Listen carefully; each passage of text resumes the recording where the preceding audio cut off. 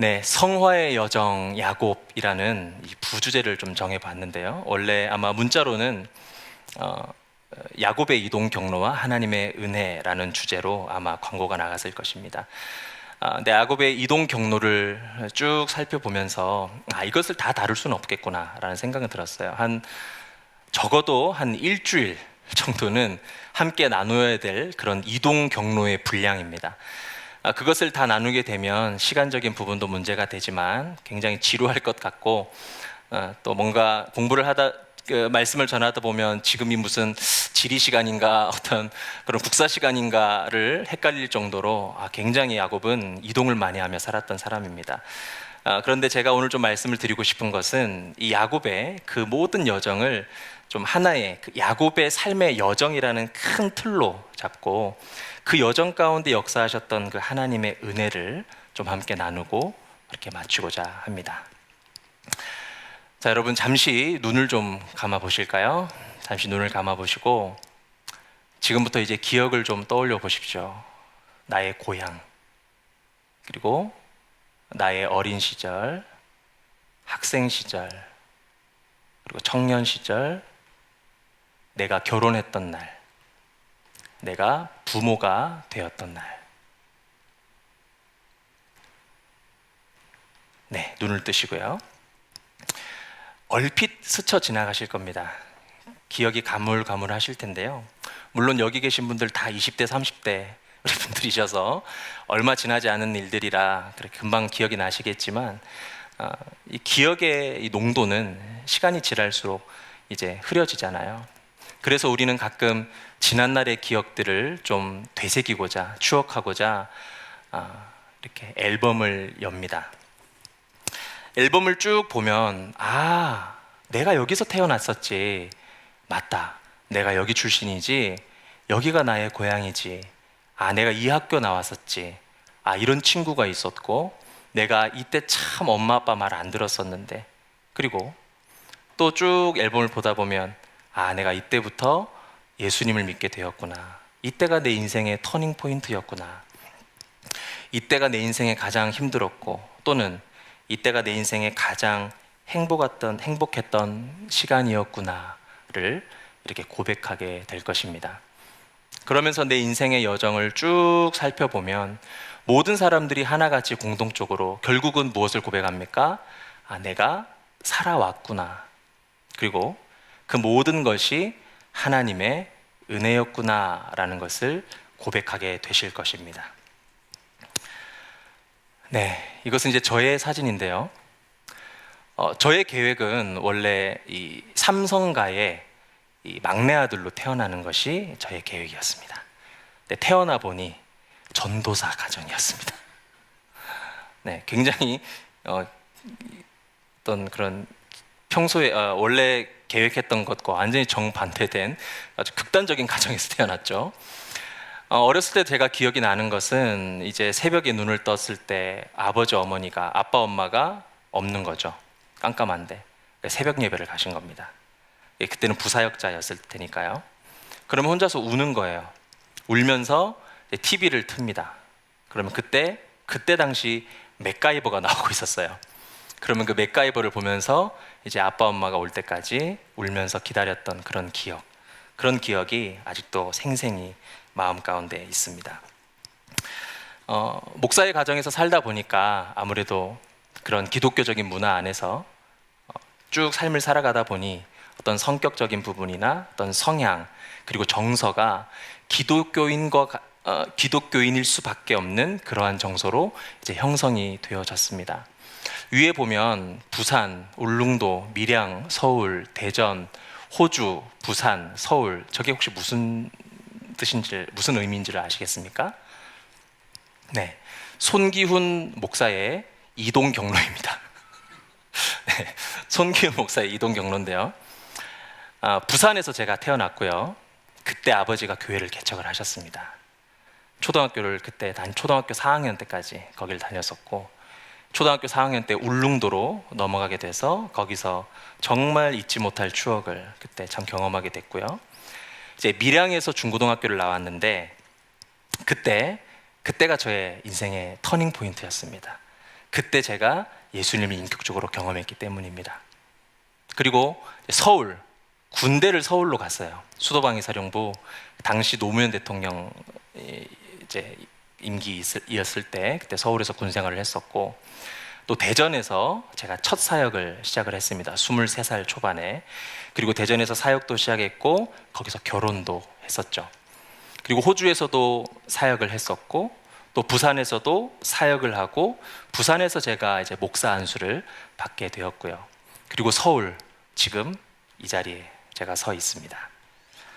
이렇게 저의 인생을 쭉 보면 참 부족하고 또 연약했고, 사실 목사라는 이러한 사역을 감당할 수 없는 사람인데 딱히 내세울 것도 없고, 어릴 때 그렇게 많은 것을 배울 수 있었던 여력도 되지 못했고, 거의 초등학교 6학년, 중학교 올라가기 전까지 그렇게 많은 것들을, 지금 제가 강남에 와서 너무 깜짝 놀랐던 게, 저 정도는 해야지 대학을 가는 거구나 라고 생각할 정도로 엄청나게 공부를 하는데, 그렇게 할 수 없을 정도로 초등학교 6학년 말까지는 울릉도 산골에 있었으니까요.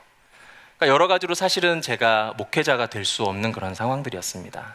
그러나 하나님께서 그러한 나의 삶임에도 불구하고 모든 지역마다 내가 이동할 때마다 하나님은 그곳에서 새로운 분들을 만나게 하시고, 새로운 경험들을 하게 하시고, 인생의 터닝 포인트를 주시고, 그곳에서 결단하게 하시고요. 그렇게 목사 안수를 받고 또 지금의 강남 비전교회 성도님들을 만날 수 있게 된 것이죠. 모든 그 과정들이 현재의 저를 만든 것입니다. 저를 연단하시고 성화시키신 하나님의 은혜였음을 고백합니다. 야곱도요, 저처럼 이렇게 이동 경로가 굉장히 넓은 사람이었습니다. 그 모든 과정들을 사실 오늘 다 세밀하게 다룰 수는 없지만, 한 가지 딱 우리가 다루자고 한다면 서두에 말씀드렸던 것처럼 그의 인생의 여정 가운데 세밀하게 그를 인도하셨던 하나님의 은혜일 것입니다. 그 야곱의 인생 중에 하나님의 역사하심이 매우 또렷하게 드러난다라는 것이죠.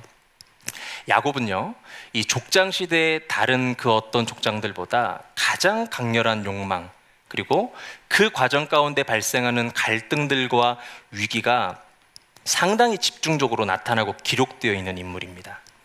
그와 동시에 그러한 야곱의 연약함에도 불구하고요, 때로 징계하면서까지 그 개인의 인격을 성숙시키심을 물론 단 한순간에 하나님은 후회하심 없이 야곱을 통해서 구원의 역사를 이루어 가시는 그런 하나님의 은혜와 섭리의 손길도 더욱 선명하게 드러나는 것이 이 야곱의 여정이었습니다. 그래서 오늘은 야곱이 이동했던 모든 지역들을 하나하나 다 다루기보다는요, 야곱의 삶의 여정 안에서 그가 어떻게 하나님의 사람으로 세워져 갔는지를 은혜를 나누고자 합니다. 야곱이 태어난 곳은 브엘라 헤로이라는 곳이었습니다. 여기 보면 야곱의 얼굴이 있죠? 저곳이 바로 브엘라 헤로이입니다. 브엘세바라는 지역에서 야곱 그 애굽 방향으로 한 90km 정도를 더 가면 그곳에 브엘라 헤로이라는 지역이 있는데요. 이곳으로부터 야곱의 인생은 시작이 됩니다. 그런데 첫 시작부터 조금 심상치 않은 기운이 느껴지는데, 창세기 25장 21절부터 22절을 보면 이렇게 기록되어 있습니다. 이삭이 그의 아내가 임신하지 못함으로 그를 위하여 여호와께 간구하매 여호와께서 그의 간구를 들으셨으므로 그의 아내 리브가가 임신하였더니 그 아들들이 그의 태 속에서 서로 싸우는지라 라고 기록되어 있습니다. 야곱이 엄마의 뱃속에서부터 형이랑 싸웠다라는 내용입니다. 그리고 창세기 25장 25절부터 26절의 말씀을 보면 먼저 나온 자는 붉고 전신이 털옷 같아서 이름을 에서라 하였고, 후에 나온 아우는 손으로 에서의 발꿈치를 잡았으므로 그 이름을 야곱이라 하였다라는 기록이 있습니다. 뱃속에서도 형이랑 싸웠던 야곱이 태어날 때에도 누구의 형의 발 뒤꿈치를 잡고 태어났다라고 하는 상당히 이 독특하고도 재미있는 내용이 나오는데요. 이제 이러한 말씀들을 통해서 우리가 알 수 있는 것이 야곱의 기본적인 성정입니다. 야곱의 기본적인 성격이 자기의 지위나 어떠한 자기의 이익에 대해서 상당히 악착스러운 면이 있음을 우리는 알 수가 있습니다. 좋게 말하면 집념이 강한 것일 것이고, 좋지 않게 말하면 악착 같은 그러한 기본 성정을 가지고 있는 것이 야곱의 성정이었다. 그런데 태어날 때만 그냥 그런 모습을 보이고 끝난 것이 아니라 이러한 그의 성정은 그의 전 생애 가운데 계속적으로 나타난다라는 것입니다. 하지만 이 야곱의 성정은요, 하나님은 다 알고 계셨습니다.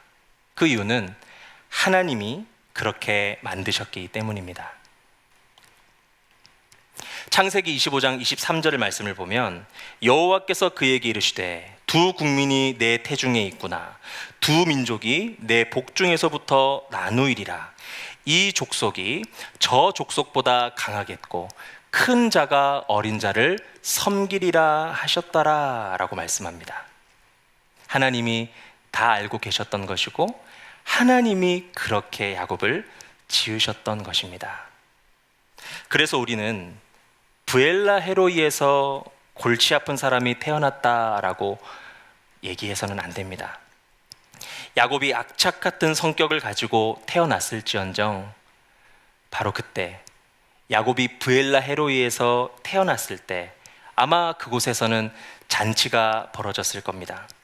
사랑하는 아들이 또 이스라엘의 구원의 역사를 이룰 자가 이 땅 가운데 태어났기 때문입니다.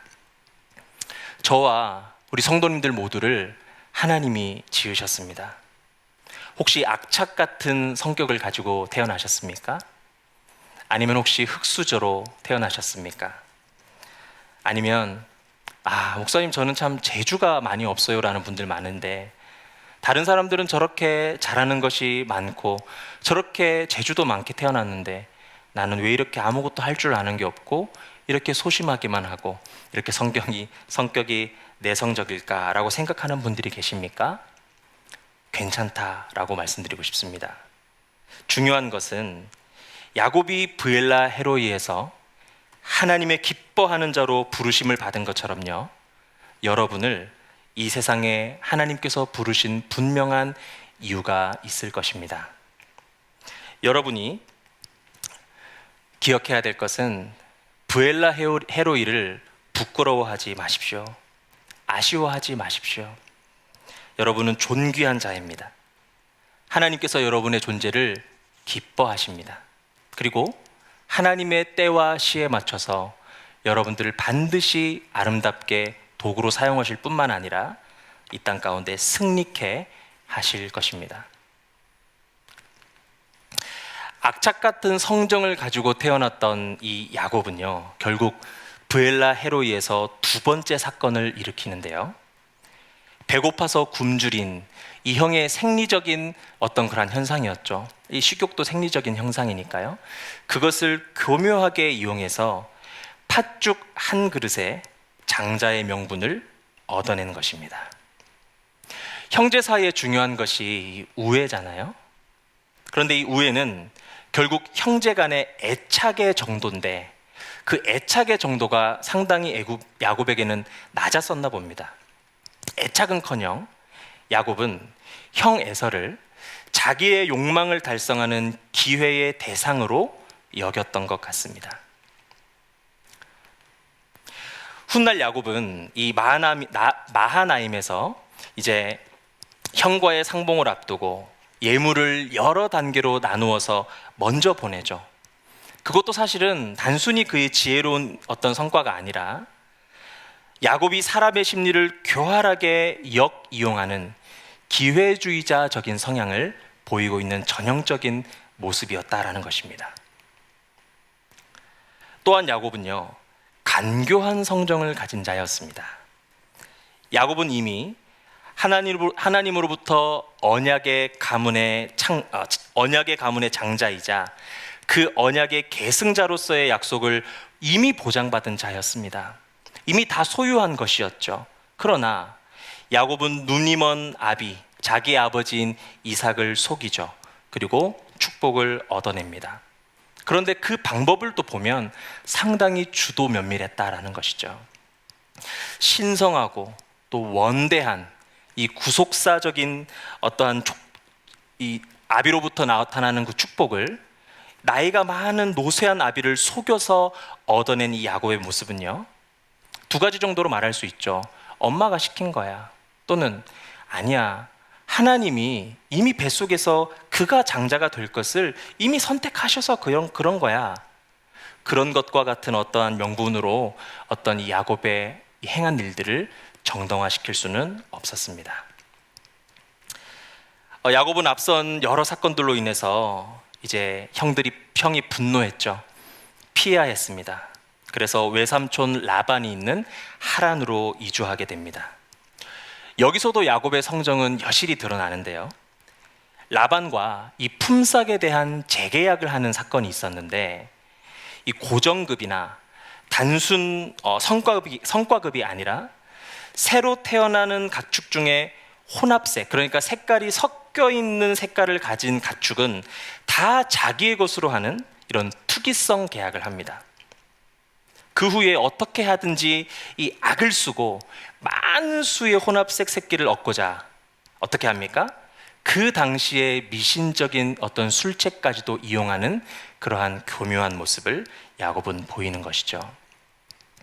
야곱은 20년간의 이 하란 생활 동안 영성 생활에 힘썼다, 신앙적인 일에 힘썼다라는 것이 한 줄도 나와 있지 않습니다. 그만큼 야곱은 신앙적인 부분, 어떤 믿음적인 부분에서는 큰 관심이 없었고요. 오히려 세속적인 욕망 달성에는 이처럼 온 힘을 쏟았던 탐욕스러운 자였다라는 것입니다. 하란에서 어느덧 시간이 흘러 야곱은 아내들에게, 자, 우리가 이제 하란에서 떠나 우리의 원래 고향인 가나안 땅으로 가야 한다라고 이 귀향 계획을 밝히면서 거듭 말하는 것이 그것이었습니다. 이 모든 것이 하나님의 뜻이라는 거예요. 하나님의 뜻이기 때문에 우리는 이동해야 된다라는 것을 거듭 밝힙니다. 그러나 문제가 무엇이었냐? 그 신앙이 피상적인 신앙이었다라는 것이죠. 입술로는 하나님의 뜻을 부르짖지만 자신과 이 가족의 신앙을 새롭게 하는 데에는 분명 야곱은 소홀히 하였습니다. 한 예로 그의 아내였던 라헬이 이제 남편과 함께, 또 레아도 있었죠. 종들도 있었고요.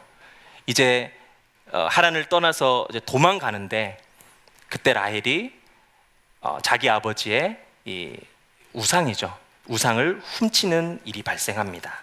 드라빔이라고 하죠. 가나안 땅에 가는데 우상을 가져가는 것이 신앙인으로 맞지 않는 일이죠.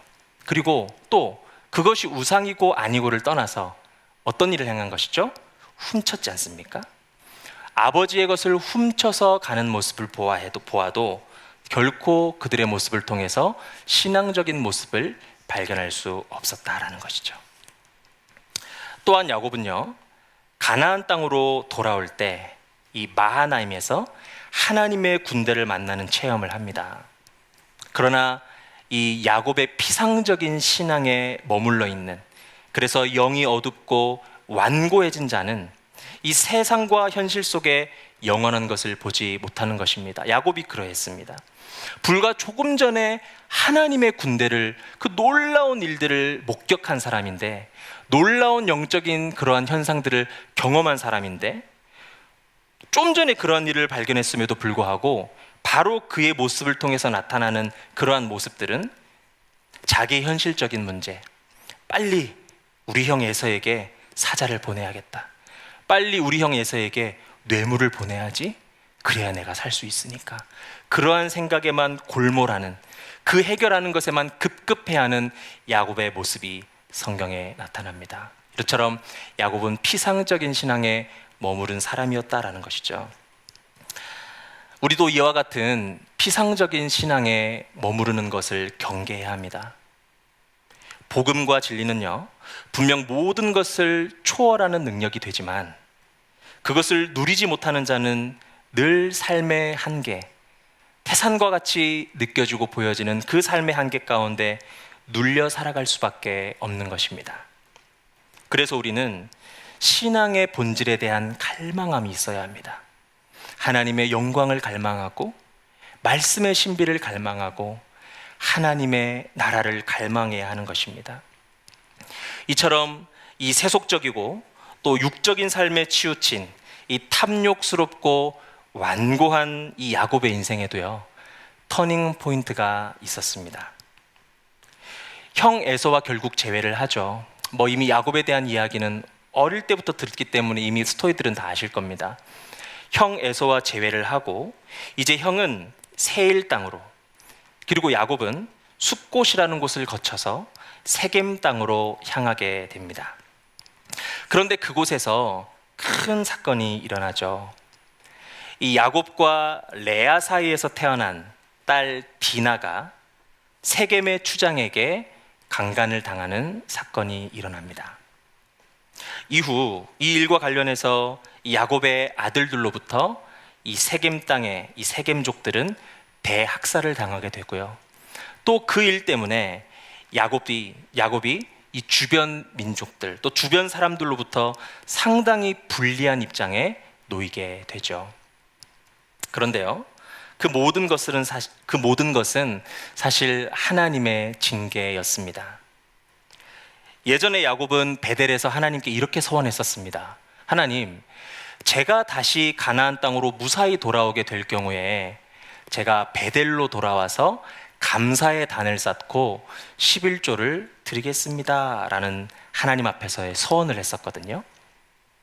그러나 야곱은 그 약속을 지키지 않고 베델이 아니라 육신의 안락함을 위해서 세겜 땅을 선택했던 것입니다. 그러므로 이 모든 사건들을 통해서 하나님은 야곱을 징계하셨고요. 이제 다시 너는 베델로 올라가서 단을 쌓아라, 촉구하신 것입니다. 그렇게 야곱은 하나님의 명령대로 베델에서 제사를 드렸고요. 이렇게 악착 같았던 자, 기회주의자, 간교한 자, 탐욕스러운 자, 피상적 신앙에 머물렀던 자였던 그러한 야곱은 이제 현격히 다른 모습을 보여주게 됩니다. 저의 인생도 그러했고 여러분들도 그러했을 겁니다. 우리 모두는 인생의 터닝 포인트를 겪었습니다. 그 날이 아니었다면, 하나님이 그러한 기회를 우리에게 주지 않으셨다면 지금 이 자리에 하나님을 섬기고 있을 수 없었을 것입니다. 그래서 베델에서 세겜으로의 은혜가 우리의 삶 가운데 늘 있어야 하는 것입니다. 아직 터닝 포인트가 오지 않은 가족이 있습니까? 아직 터닝 포인트가 오지 않은 주변 사람들이 있습니까? 세겜에서 베델로의 은혜가 그분에게 있기를 바랍니다. 하나님의 터닝 포인트입니다. 어떠한 방법으로 임할지는 알지 모르나 알 수 없으나 하나님께서 반드시 우리의 기도에 응답하심으로 그 누군가의 터닝 포인트를 선물로 허락해 주실 것입니다. 이후에 야곱은 이제 변화됩니다. 어떻게 변화되었습니까? 첫째는 신앙의 변화를 이루어낸 자가 되었습니다. 창세기 35장 1절에서 3절 말씀을 보시면 하나님이 야곱에게 이르시되 일어나 베델로 올라가서 거기 거주하며 내가 내 형 에서의 낯을 피하여 도망하던 때에 내게 나타났던 하나님께 거기서 제단을 쌓으라 하신지라. 야곱이 이에 자기 집안 사람과 자기와 함께한 모든 자에게 이르되 너희 중에 있는 이방 신상들을 버리고 자신을 정결하게 하고 너희들의 의복을 바꾸어 입으라 라고 야곱이 가족들에게 명령이죠, 권고하고 있습니다. 비록 야곱은요, 이 하나님의 제사 명령이 떨어진 후에 제사를 드린 건 맞습니다. 그러나 이제는 진실로 하나님의 은혜를 자기 입술로 또 자기의 중심으로 시인하고 자기 가족들에게도 두 가지를 얘기하죠. 모든 우상들을 버리고 몸과 마음을 정결케 하도록 권고했다라는 것입니다. 야곱의 완악했던 마음이 진실로 깨어지고 있는 순간입니다. 신앙의 시작은 제단을 쌓는 순간이 아니라 제단을 위한 준비의 시간부터입니다. 다른 말로 신앙은 준비의 자리에서부터 시작됩니다. 오늘 야곱의 이 두 가지 행동이 진정한 그의 신앙의 변화임을 말할 수 있는 것은 그가 드러나는 신앙에 못지않게 드러나지 않는 신앙에도 정직했기 때문입니다. 이것은 본질에 대한 갈망함으로부터 나타나는 것이었습니다. 진짜를 갈망하는 자는요, 갈망함의 과정이 진실합니다. 우리가 진정으로 예배를 사모하고 진정 예배 가운데 임재하시는 주님을 갈망한다면 자세가 달라질 것입니다. 움직이는 시간이 달라질 것이고 은혜를 담기 위해 내 안에 세속된 것을 덜어낼 것입니다. 야곱은 제단을 쌓기 전에 먼저 제단을 쌓을 자격을 취하기를 원했습니다. 그것이 야곱에게는 우상을 버리는 것이었고 몸과 마음을 정결케 하는 것이었습니다. 보지 않는 것이죠. 보여지지 않는 것이죠. 그냥 나만 아는 것이죠. 하지만 그것은 그 일에 진실했습니다. 우리의 신앙은요, 그 누가 지적하지 않습니다. 자격이 있냐 물어보지 않을 겁니다. 물론 신앙의 자격이라는 것이 사실 우리의 의로 이루는 것이 아니라 하나님의 선물이죠. 하나님 우리에게 자격을 주시는 것이죠. 하지만 적어도 하나님께 나아가는 나 스스로를 부끄럽지 않게 하는 그러한 자격 요건은 필요하다라는 것입니다. 내 신앙을 위해서, 그리고 내 신앙으로부터 이제 주변에 나눠질 신앙적인 덕을 위해서라도 자격을 갖추어야 한다라는 것입니다. 그것이 무엇인지를 고민하셔야 합니다. 나에게 예배할 자격이 있는가? 혹시 이미 나에게 충분히 나로 인해서 예배받고 있는 우상이 있지는 않은가? 혹시 정결함으로 준비되었는가? 아니면 도저히 내 스스로가 부끄러워서 제단을 쌓을 수 없을 정도로 나의 영성을 방치하고 있는 것은 아닌가? 자격을 취해야만 합니다. 하나님이 주실 수 있는 그러한 자격을 말하는 것이 아니고요, 하나님 앞에 서야 할 나 자신이 할 수 있는 신앙적인 양심을 말하는 것입니다. 바로 그럴 때 우리는 비로소 베델에 오를 수 있을 것이고 하나님은 그런 우리의 예배를 흠양하실 것입니다. 야곱은 젊은 시절 이 남보다 더 악착같고 또 탐욕스러웠던 사람이었습니다. 그런 야곱이 이제 노년에 기근을 맞이하게 되죠. 그때 자신의 자식들을 애굽에 보내면서 이렇게 말합니다. 창세기 43장 1절에서 2절 말씀을 보면 그 땅에 기근이 심하고 그들이 애굽에서 가져온 곡식을 다 먹음에 그 아버지가 그들에게 이르되 다시 가서 우리를 위하여 양식을 조금 사오라. 많이 사오라 하지 왜 조금 사오라 했을까요? 돈이 없어서 그랬을까요? 그것은 아니었습니다. 큰 기근 중에서도 이제 적은 양식만을 구한 것은 그가 하나님을 의지하는 믿음이 아주 깊어진 가운데 탐심과 또 세상 염려가 하나님 안에서 적어졌음을 알 수 있는 것입니다. 점잖고 조용한 사람도 어떠한 평소와 달리 위기가 닥치면 어떻게 되죠? 허둥대죠. 정신이 없죠. 자기의 안전 확보에 급급하죠. 그럼에도 과거에 남보다 더 악착같고 더 탐욕스러웠던 이 야곱이 오히려 이처럼 침착하고 또 신중한 태도를 보이는 것은 분명 그의 신앙의 인격이 크게 성숙했다라는 것을 우리는 알 수 있습니다. 야곱은 죽은 줄로만 알았던 이 사랑하는 아들 요셉이 이제 애굽에 있다라는 사실을 듣게 됩니다. 모든 가족과 함께 애굽으로 내려오십시오. 아들 요셉이 권고하죠. 얼마나 기분이 좋았겠습니까? 물론 빨리 달려가고 싶었을 겁니다. 그런데 그날 하나님이 야곱에게 나타나셔서 이런 말씀을 하십니다. 창세기 46장 3절에 하나님이 이르시되 나는 하나님이라 내 아버지의 하나님이니 애굽으로 내려가기를 두려워하지 말라. 내가 거기서 너로 큰 민족을 이루게 하리라. 죽은 줄로만 알았던 요셉이, 내 아들이, 사랑하는 내 아들이 살아서 자신을 초청하니까 너무 기쁘지만 야곱에게는 무엇이 있었다고 말합니까? 두려운 마음이 있었다고 합니다. 그 두려운 마음이 무엇이었냐면 애굽 땅에 가면 다른 지역이니까 어떤 그런 마음이 아니었습니다. 가나안 땅만이, 지금 내가 거하고 있는 이 땅만이 언약의 계승자로서 자신과 자신의 후손이 살아갈 영원한 또 고귀한 터전임을 야곱은 잘 알고 있었기 때문입니다. 그런데 지금 애굽으로 오라고 하잖아요. 지역을 이동하라고 하는 것입니다. 아닌데 이곳이 하나님이 나에게 약속하신 언약의 땅인데 어떻게 갈 수 있을까?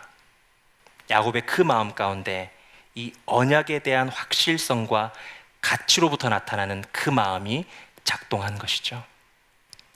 그때 하나님이 이제 결국은 하나님이 야곱에게 나타나셔서 두려워하지 말아라 허락하시죠.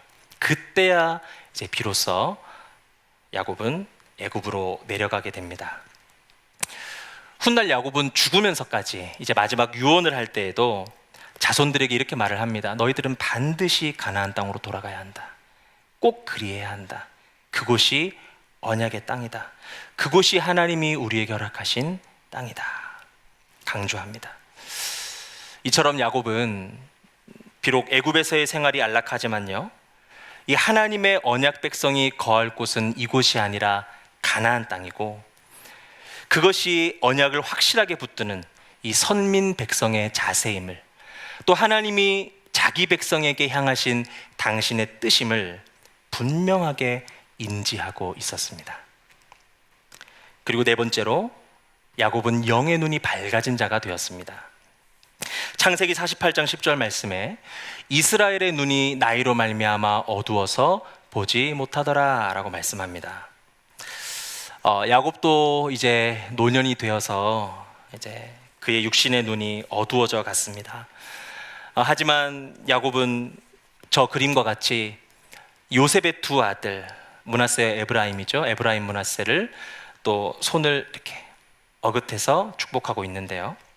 그렇게 축복할 때나 또 자신의 12 아들들의 후손이 또 그들이 이룰 이스라엘 그러한 지파들을 축복하고 예언할 때 이 엄숙한 권위와 또 깊이 있는 영성으로 그들의 미래를 내다보면서 그들을 축복하고 참으로 기도해 주었습니다.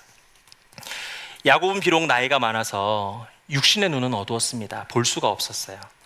하지만 이 자신의 후손들을 통해서 열리는 수천 년, 때로는 영원하게 이어질 이 하나님의 구원의 역사를 넓게 내다볼 수 있을 정도로 노년에 이르러서 그의 심령과 영안은 더 크게 뜨여졌습니다. 우리 성도님들도 그런 은혜가 있으셨으면 좋겠습니다. 우리 육신은 날이 갈수록 쇠약합니다. 하지만 여러분들의 영안은, 그 마음 가운데 깊은 영성들은 그 하나님 앞에서 더 확장되어지고 더 수준이 높아지시기를 바랍니다. 그러한 인생이 참 복된 인생이요, 또 자녀들에게도 행복한 인생임을 많이 보아왔습니다. 이처럼 야곱은 본래적으로 그 누구에게 못지않게 세속적이고 육적인 사람이었습니다. 성정이 악착같고 강교하고 기회주의자적인 어떤 탐욕이 가득한 자였습니다. 또한 고집이 완고했던 사람이었죠. 그런데 이 하나님의 놀라우신 은혜로, 하나님의 놀라운 은혜로 야곱은 변화되었습니다. 브엘라 헤로이로부터 애굽에 이르기까지 그를 성화의 길로 하나님은 인도하셨습니다. 훗날 제사장의 나라 이스라엘의 족장이며 또 믿음의 조상의 반열에 당당히 올려주셨습니다. 말씀을 마무리하겠습니다. 그래서 우리는 꼭 기억해야만 합니다. 하나님은 나를 놓지 않으십니다. 야곱은 스스로 성화의 길을 걸어간 것이 아니죠. 하나님이 그를 성화의 길로 인도해 주셨습니다. 그것은 곧 하나님은 한 번 택하신 당신의 종이 아무리 완악하고 간교하다 할지라도 그를 붙잡고 놓지 않으셨다라는 의미입니다. 사진을 보시면 어린 아들이 아빠의 손을 잡고 있습니다. 그런데 좀 더 자세히 보시면 아들이 아빠의 손을 잡고 있는 것이 아니라 누가 잡고 있습니까? 아빠가 아들의 손을 잡고 있습니다. 아들이 아무리 아빠의 손을 꼭 잡아도요, 아들이 잡으면 혹시 돌부리에 넘어지면 그냥 넘어져 버리는 것이죠. 하지만 아빠가 그 손을 꼭 잡고 있으면 돌에 걸려도 상관없습니다. 뿌리쳐도 상관없습니다. 아빠가 잡고 있기 때문이죠. 하나님은 우리를 너무나 잘 아십니다. 내가 연약한 것, 내가 죄가 많은 것 다 알고 계십니다.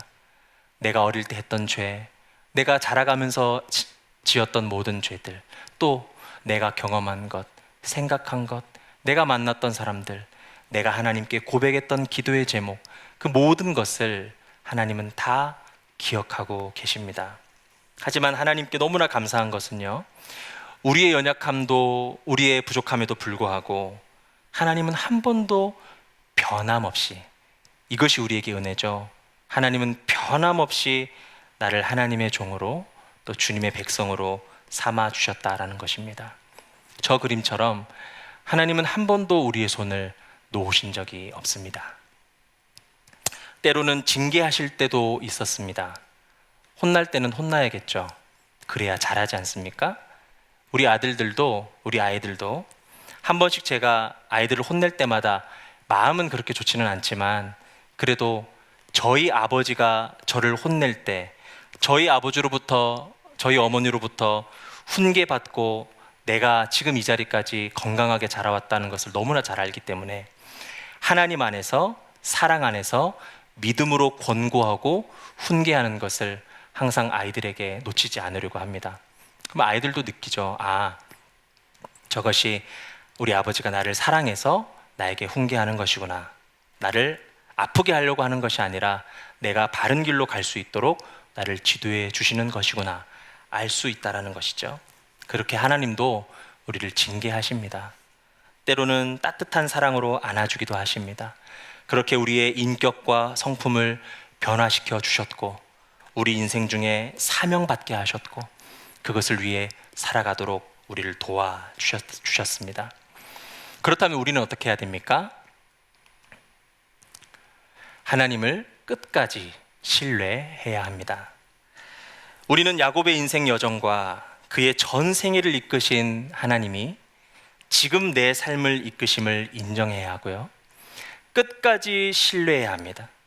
끝까지 의지해야 합니다. 하나님의 손을 놓으시면 안 됩니다. 하나님이 나를 꼭 붙잡고 있지만 그 하나님께서 나를 붙잡고 있음을 의심하면 안 됩니다. 그것이 내 안의 신앙적 발버둥이거든요. 하나님이 나를 붙들고 있음을 꼭 기억하시고 끝까지 의심하지 말고 주님을 의뢰하길 바랍니다. 하나님이 우리를 향한 약속을 신뢰하시길 바랍니다. 야곱도 요셉도 아브라함도 이삭도 그렇게 그들의 신앙을 이어나갔습니다. 우리는 야곱의 인생 여정과 또 그의 전 생애를 이끄신 하나님이 지금 내 삶을 이끄심을 반드시 인정하고 오늘도 기도하실 때, 오늘도 우리의 삶을 살아가실 때 그 하나님을 만나시기를 바랍니다.